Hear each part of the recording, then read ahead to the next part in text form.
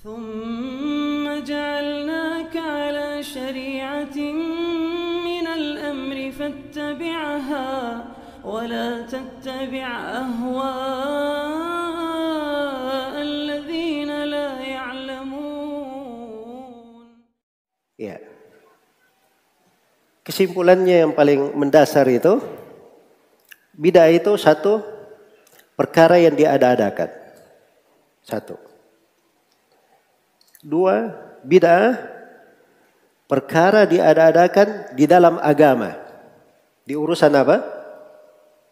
Urusan agama, bukan di urusan dunia. Kalau urusan dunia tidak ada urusannya dengan pembahasan bid'ah secara istilah syar'i. Itu di pembahasan bahasa. Iya. Di pembahasan bahasa. Makanya dari kalimat yang sering didengung-dengungkan oleh orang yang tidak berpendidikan, kalau ya ini dasarnya juga sebagian orang kenapa dia tidak suka kalimat bid'ah, sebab dia punya proyek-proyek tertentu bisa tutup lapak nanti. Kalau bid'ahnya terus diingatkan nanti dia gulung tikar. Makanya dia kesal kalau ada yang menyebut bid'ah. Apa ini bid'ah? Sedikit-sedikit bid'ah. Kamu tidak usah naik mobil, itu bid'ah. Tidak usah naik motor, itu bid'ah. Nah, ini kan ucapan keluar dari orang-orang yang tidak berpendidikan agama. Iya. Tidak berpendidikan agama. Tidak ada di kalangan para ulama itu, dari definisi yang kita sebutkan, tidak ada yang pernah membahas bid'ah di urusan dunia. Bid'ah yang dibahas itu di urusan apa? Di urusan agama. Itu yang dibahas. Jadi itu yang kedua. Kemudian yang ketiga, dari sifat bid'ah itu, bid'ah, dikatakan bid'ah, itu tidak ada asal usulnya di dalam syariat. Tidak ada akar pendalilannya di dalam syariat. Dan disebut dengan bid'ah. Iya. Apa artinya tidak ada asal usulnya? Tidak ada dalilnya. Dari bentuk pendalilan apapun. Tidak ada dalil dari Al-Quran. Tidak ada dalil dari hadits. Itu mana tidak disyariatkan oleh Allah dan Rasulnya. Tidak ada dalil dari kesepakatan ulama. Tidak ada dalil dari ucapan sahabat. Ya. Itu juga bentuk dari pendalilan. Atau tidak ada dalil dari amalan umat, amalan para ulama yang disepakati. Atau hal yang dijadikan acuan. Tidak ada dalil dari sudut kaidah-kaidah pendalilan. Tidak ada dalilnya. Itu yang disebut dengan bid'ah. Jelas ya? Nah, di sini ada dua orang yang keliru di dalam memahami bid'ah. Di bagian yang ketiga ini ada dua orang yang salah kaprah tentang bid'ah. Orang yang pertama itu selalu dia anggap, oh ini tidak ada ayatnya, tidak ada haditsnya, berarti bid'ah. Itu keliru memahami. Tidak adanya ayat khusus, hadits khusus tentang masalah, itu belum tentu menunjukkan perkara itu adalah apa? Adalah bid'ah. Mungkin dia ada di dalil yang lain, tapi dalilnya dalil umum. Dalilnya dalil apa? Dalil umum. Yang mencocokinya. Jelas ya? Baik. Seperti ada sebagian orang misalnya, dia masuk di pembahasan sholat istikharah untuk nikah. Dia bahas haditsnya, wah ini haditsnya adalah hadits yang lemah. Maka dia bangun hukum sholat istikharah untuk nikah hukumnya bid'ah. Karena haditsnya lemah. Ini ketidakpahaman seputar makna bid'ah. Betul haditsnya itu lemah. Tapi ada hadits lain umum tentang sholat istikharah. Istikharah pada segala sesuatu. Termasuk nikah. Haditsnya di Sahih Al-Bukhari dari hadits Jabir radhiyallahu ta'ala anhu. Jelas ya? Jadi sudut pendalilan ada, cuman kamu tidak tahu. Jangan sembarangan menghukum itu apa? Menghukum itu bid'ah. Iya.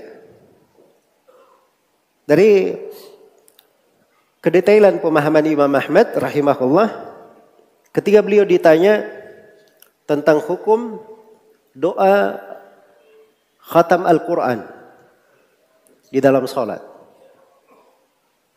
Doa khatam Al-Quran di mana? Di dalam sholat. Maka Imam Ahmad rahimahullah, beliau berdalilkan dengan amalan penduduk Mekah. Dilakukan oleh Ibnu Uyainah dan selainnya. Amalan penduduk Mekah. Datang sebagian penuntut ilmu, oh itu bid'ah. Tidak ada dalilnya. Iya. Ibnu Uyainah bukan hujjah. Ini keliru ya di dalam memahami. Sudut pendalilan Imam Ahmad itu lebih detail daripada itu. Amalan penduduk Mekah. Di masa itu ulama banyak. Dilakukan tidak ada yang mengingkari. Dilakukan hal tersebut tidak ada yang apa? Mengingkarinya. Maka mengatakan itu bid'ah itu hal yang berlebihan. Jelas ya? Karena itu perlu saya ingatkan bahwa sudut pendalilan itu ada. Itu ada sudut pendalilan. Harus dipahami. Makanya saya tadi bahasakan dari sifat bid'ah yang ketiga itu sama sekali tidak ada sudut pendalilan di dalamnya. Saya tidak katakan tidak ada dalil dari Al-Quran dan Sunnah. Karena tidak ada dalil dari Al-Quran dan Sunnah secara nas, mungkin ada secara makna. Atau ada di dalam kaidah umum di dalam syariat. Baik, itu sifat yang ketiga. Kriteria yang ketiga. Kemudian yang keempat,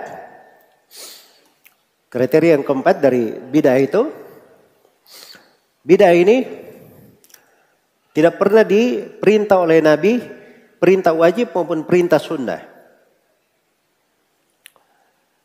So, kalau dia ibadah itu harus ada perintahnya, perintah wajib maupun perintah sunnah. Iya. Kemudian kriteria yang kelima dari definisi-definisi yang saya sebutkan tadi, bahwa bid'ah itu umum. Ada bid'ah di dalam keyakinan-keyakinan, dan ada bid'ah di dalam ibadah-ibadah. Ada bid'ah dalam keyakinan, dan ada bid'ah di dalam apa? Di dalam ibadah. Iya. Baik. Karena itu jangan memahami bahwa bid'ah itu hanya terbatas pada ibadah-ibadah saja. Hanya bentuk amalan-amalan saja. Tapi bid'ah juga ada yang terkait dengan keyakinan-keyakinan. Ada yang terkait dengan keyakinan. Seperti meyakini tidak ada takdir misalnya. Atau meyakini Al-Quran itu bukan firman Allah.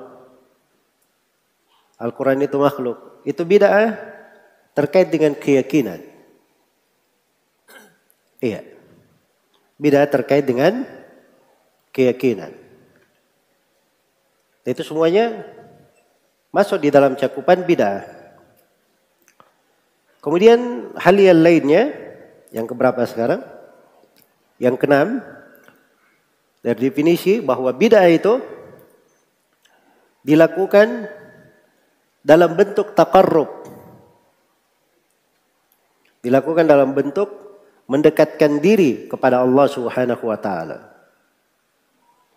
Iya. Dia meyakini kurbah. Melakukan hal tersebut, diyakini itu ketaatan. Dan mendekatkan dirinya kepada Allah Subhanahu wa ta'ala. Itu masuk di dalam pembahasan bid'ah. Baik.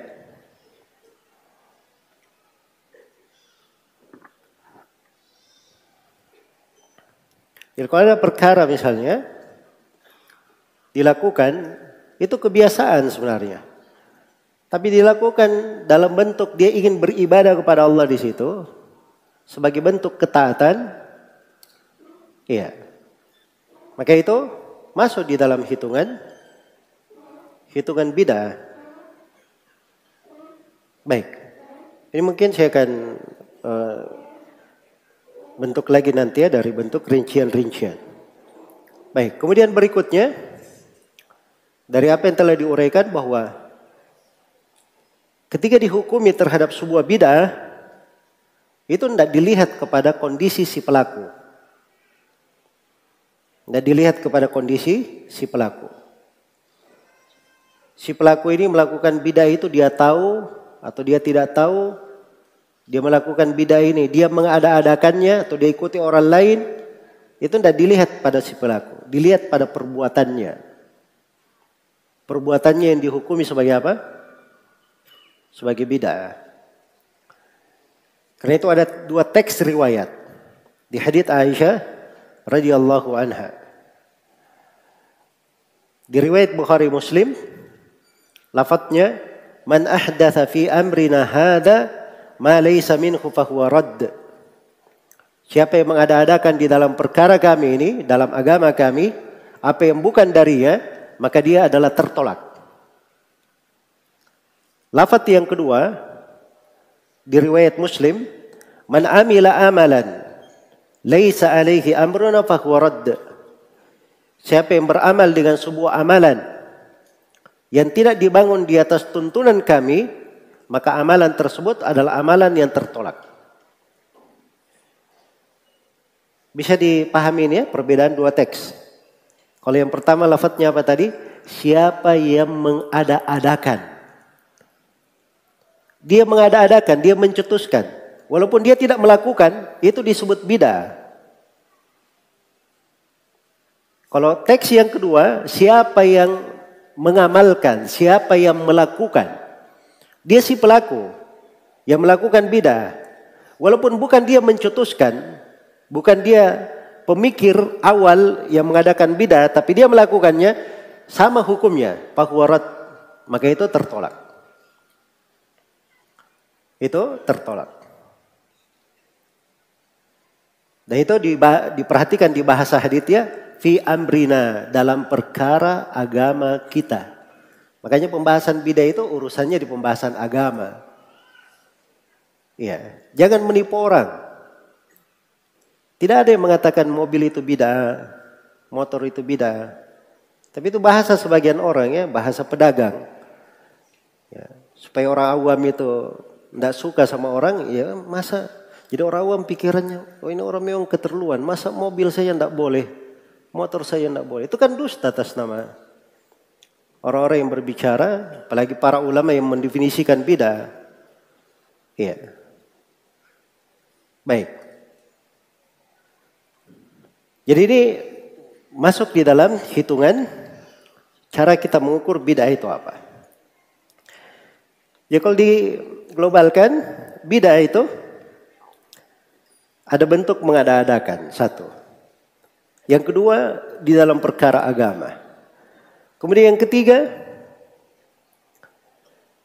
tidak ada satu sudut pendalilan pun di dalamnya. Tidak ada dalil yang menunjukkannya.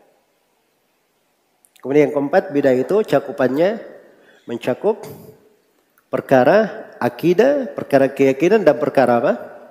Perkara ibadah. Baik, ini definisi bid'ah.